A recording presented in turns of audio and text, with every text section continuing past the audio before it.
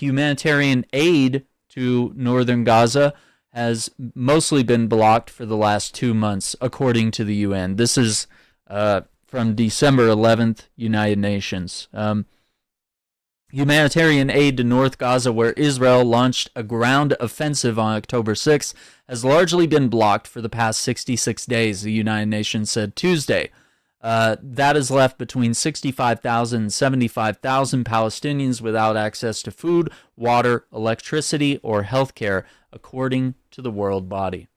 In the north, Israel has continued its siege on Beit Lahia, Beit Hanun, and Jabalia, with Palestinians living there largely denied aid. The UN Office for Coordination of Humanitarian Affairs, known as OCHA, said recently about 5,500 people were forcibly displaced from 3 schools in Beit Lahia to Gaza City.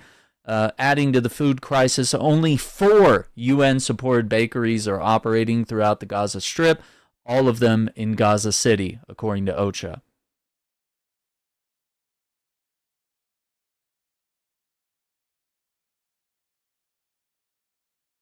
Now, the UN has established the logistics for an operation across Gaza, she said, but there is no substitute for political will that humanitarians don't possess. Sigrid Kaag, a senior UN humanitarian and reconstruction coordinator for Gaza.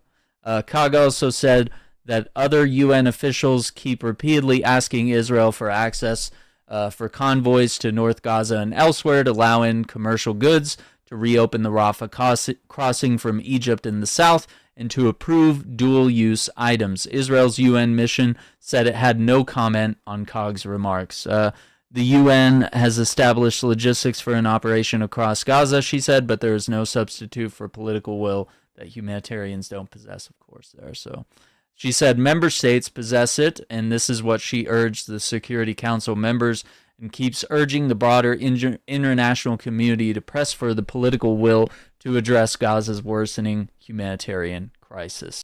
From Hossam Shabat, he is reporting in Gaza. He says the situation in northern Gaza is beyond catastrophic. Israeli occupation forces have destroyed about 90% of the buildings, leaving displaced families to seek shelter in schools. But over the past few months, these schools have also been targeted and destroyed. Now thousands of people are sleeping on the streets without any shelter, with women and children forced to sleep on the ground. The end goal is to make northern Gaza uninhabitable in order to ethnically cleanse the remaining population to build settlements.